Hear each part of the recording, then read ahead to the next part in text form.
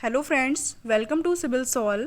करते हैं next topic that is properties of water to be use to get good concrete. मतलब जब आप कंक्रीट अच्छी कंक्रीट बना रहे हैं तो उसमें वाटर की क्या क्या प्रॉपर्टीज होनी चाहिए जो वाटर आप कंक्रीट में यूज कर सकें। ठीक है, तो पहला पॉइंट क्या है कि it should B free from inorganic salts. जो भी वाटर आप यूज कर रहे हैं वो इनऑर्गेनिक सॉल्ट से फ्री होना चाहिए, क्योंकि कुछ इफ़ेक्ट्स जो हैं इसमें मिलते हैं, जैसे कि लेड नाइट्रेट अगर उसमें पड़ा है वाटर में तो ये कम्प्लीटली डिस्ट्रक्टिव है, ये कंक्रीट को डिस्ट्रक्ट कर देगा, ब्रेक कर देगा, क्रैक कर देगा।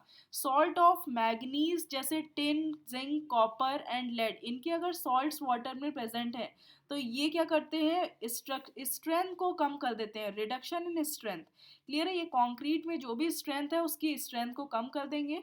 जिंक क्लोराइड जो है वो सेट ऑफ कंक्रीट को रिटार्ड कर देता है, स्लो कर देता है, धीरे धीरे सेट करेगा। सोडियम आयोडाइड है, सोडियम फॉस्फेट, सोडियम आर्सेनेट और सोडियम बोरेट, ये इनिशियल स्ट्रेंथ जो है कंक्रीट की कम कर देते हैं। सोडियम कार्बोनेट जो है वो इनिशिएट करता है क्विक सेटिंग को। क्लोराइड्स जो है वो कॉज करते हैं कोरोजन ऑफ रीइंफोर्समेंट। अगर क्लोराइड्स पड़े हैं तो जो भी रीइंफोर्समेंट कंक्रीट के साथ आप यूज कर रहे हैं उसको क्या कर देगा, कोरोड कर देगा, क्षय कर देगा।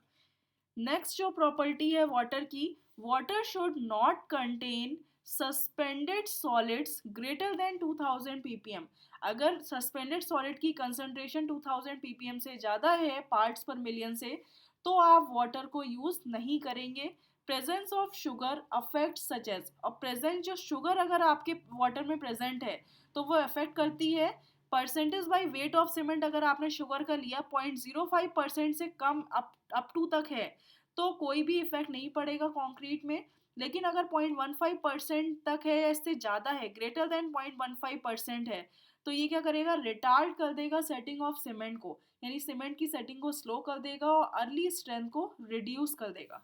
वाटर में कोई भी एसिड्स और एल्कलीज नहीं होने चाहिए, क्योंकि ये वाटर को अनसुइटेबल कर देते हैं कंक्रीट बनाने के लिए। और पीएच जो होनी चाहिए इनकी शुड बी, वाटर की पीएच 6 to 8 की रेंज में होनी चाहिए। कोई भी वाटर में ऑयल कंटेमिनेशन नहीं होना चाहिए, ऑयल वगैरह नहीं होना चाहिए, कोई भी एडवर्स इफेक्ट नहीं है। बट अगर ऑयल 2% तक है बाय वेट ऑफ सीमेंट तो ये सिग्निफिकेंट इंक्रीज कर देता है स्ट्रेंथ को। वही अगर ग्रेटर देन 8% है बाय वेट ऑफ सीमेंट तो ये क्या करेगा, स्ट्रेंथ को स्लाइटली रिड्यूस कर देगा। तो एल्गी वाटर में प्रेजेंट नहीं होनी चाहिए, स्ट्रेंथ को कम कर देती है कंक्रीट की, इसलिए वाटर जो है इन सब से क्या होना चाहिए, फ्री होना चाहिए। तो ये कुछ प्रॉपर्टीज़ हैं जब आप कंक्रीट बनाते हैं तो वाटर में ये जो पार्ट्स हैं यानी जो वाटर यूज़ कर रहे हैं उनमें ये सब कंटेंट्स नहीं होने चाहिए। नेक्स्ट टर्म आता है वाटर सीमेंट रेशियो। तो वाटर सीमेंट रेशियो क्या है, weight of water to weight of cement का जो रेशियो है उसको वाटर सीमेंट रेशियो कहते हैं। अब जैसे कि सीमेंट जो है वो कंक्रीट में सीमेंट स्ट्रेंथ को इंक्रीज करता है, जितनी ज़्यादा सीमेंट होगी वो स्ट्रेंथ को डिनोट करती है, नहीं उतनी ज़्यादा कंक्रीट में स्ट्रेंथ डेवलप होगी।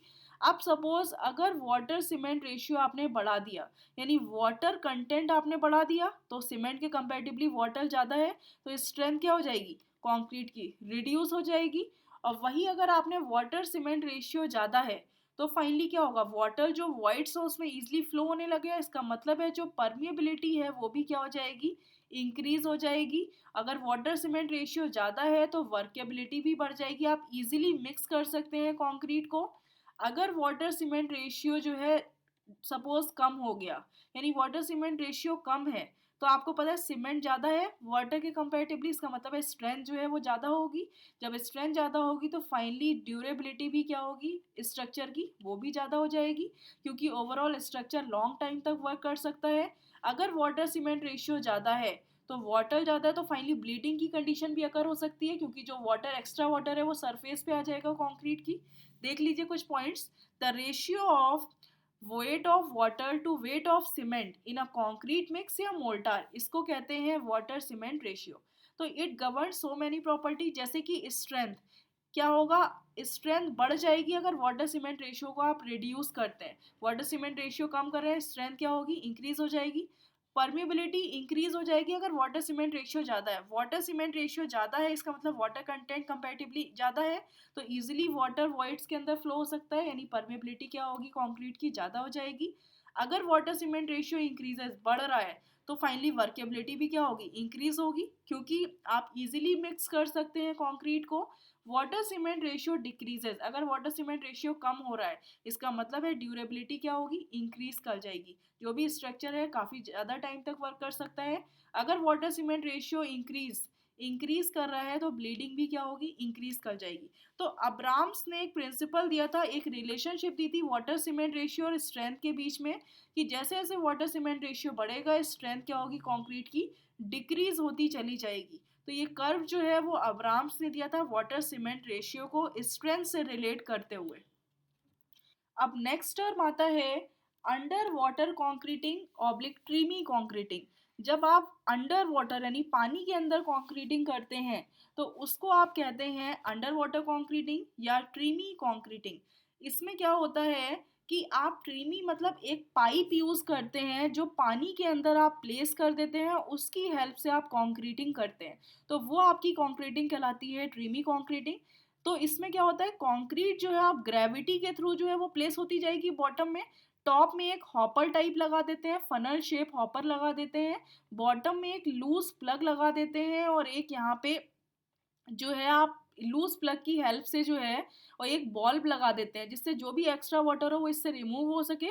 और लूज प्लग या इसको डिस्चार्ज एंड भी कहते हैं क्योंकि यहीं से कंक्रीट डिस्चार्ज होगी आपकी अंडर वाटर, तो इसको आप डिस्चार्ज एंड भी बोलते हैं। देख लीजिए, this is a method on how to place concrete under water. ये वो मेथड है जिसमें आप कंक्रीट कैसे अंडर वाटर प्लेस करते हैं। This method plays a big role in offshore concreting. Offshore concreting में बहुत बड़ा रोल प्ले करता है। ऑफ शोर कॉन्क्रीटिंग का मतलब है जैसे कि ये सी और सी ओशियन है, ठीक है, या वाटर है, तो यहाँ पे अगर आप कॉन्क्रीटिंग डायरेक्टली वाटर के अंदर कर रहे हैं तो ये तो आपका ऑन शोर कहलाएगा। और ऑफ शोर का मतलब है कि लैंड की हेल्प से जो आप कर रहे हैं कॉन्क्रीटिंग वाटर के अंदर, तो वो आपका ऑफ शोर कॉन्क्रीटिंग कहलाता है। तो इसमें क्या होता है, since cement loses its strength under water, water के अंदर क्या होगा, सीमेंट अपनी स्ट्रेंथ कम कर देगा क्योंकि वाटर सीमेंट रेशियो चेंज हो जाएगा। तो ट्रीमी मेथड उस कंडीशन में यूज करते हैं। Creamy concreting is done by using a formwork or pipe which will have one end of the formwork pipe above water and other end immersed under water and with the help of gravity। मतलब क्या होता है कि ये concreting, टीमी concreting जो करते हैं वो एक पाइप की हेल्प से करते हैं।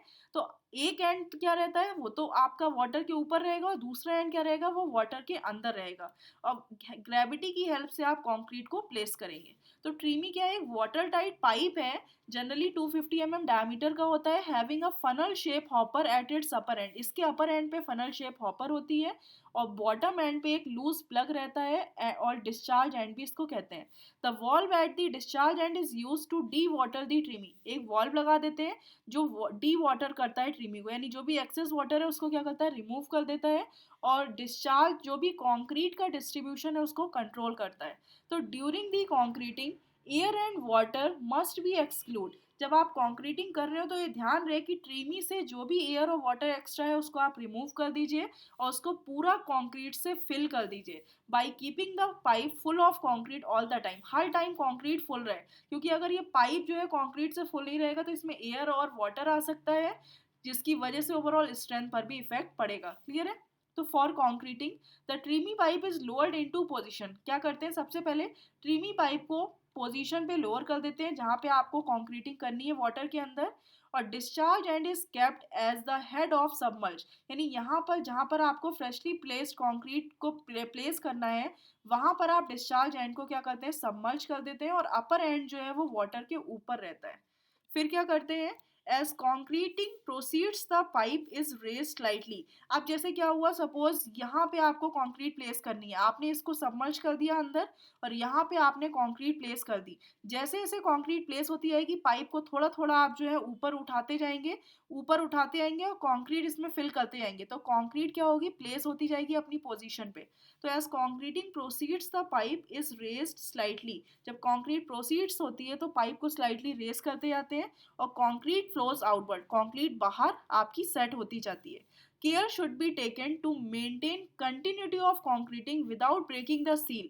Provided by the concrete cover over the discharge end. आपको ये ध्यान में रखना है कि जैसे जैसे आपको कंक्रीट इतनी स्पीड से डालनी है कि इनमें कोई भी स्पेस मेंटेन ना रहे, ये कंटिन्यूसली सील होती है। जैसे जैसे ऊपर बढ़ते हैं आप, ये कंक्रीट जो है आपकी प्लेस होती है, पाइप आप वर्टिकली अपवर्ड डायरेक्शन में मूव करते रहेंगे, लेटरली मूव नहीं करना है। ये नहीं है इस पाइप को थोड़ा सा इधर मूव कर दिया, इधर मूव कर दिया। आपको यहाँ पर कंक्रीट प्लेस करनी है तो आप वर्टिकली अपवर्ड डायरेक्शन में मूव करते रहेंगे। The tremie should never be move laterally, आपको लेटरली मूव नहीं करना है। थ्रू फ्रेशली प्लेस्ड कंक्रीट से it should be lifted vertically, इसको आप वर्टिकली लिफ्ट करना है above the surface of concrete and shifted to new position. और आप न्यू पोजीशन में इसको क्या करते रहेंगे, शिफ्ट करते रहेंगे। पहले यहाँ पर थी, फिर आपने इसको थोड़ा सा रिमूव किया, फिर ऊपर आ गई, फिर और ऊपर, इस टाइप से कंक्रीट आपकी यहाँ पर क्या होती रही, प्लेस होती रही। When large quantities of concrete are to be placed, जब आपको बहुत ज़्यादा क्वांटिटी में प्लेस करनी है कंक्रीट, तो आप क्या करते हैं, ये प्रेफर करते हैं बैटरी ऑफ ट्रीमीज, यानी एक बहुत सारी ट्रीमीज जो है, बहुत सारे पाइप्स का जो है सीरीज में यूज़ करते हैं, जिससे कि इजीली जो है लार्ज क्वांटिटी में आप क्या कर सकें, कंक्रीटिंग कर सकें।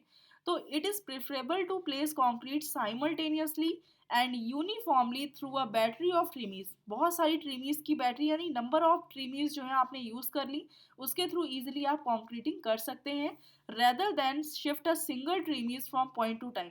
इससे क्या होगा, मुश्किल हो जाएगा कि एक ही ट्रीमी को आप पॉइंट टू पॉइंट शिफ्ट कर रहे हैं फिर आप कंक्रीटिंग कर रहे हैं। इससे बेटर है कि आप बहुत सारी ट्रीमीज यानी बहुत सारे पाइप्स का यूज़ कर लीजिए और उसको वो एक साथ कंक्रीटिंग वहाँ पे कर दीजिए। तो it has been recommended that the spacing of tremies between, जो भी ट्रीमीज है इनके बीच की जो स्पेसिंग है वो 3.5 मीटर से 5 मीटर के बीच होनी चाहिए, और that the end trimmings should be about 2.5 metre from framework, formwork से जो है एंड ट्रीमी 2.5 मीटर की डिस्टेंस पर होनी चाहिए।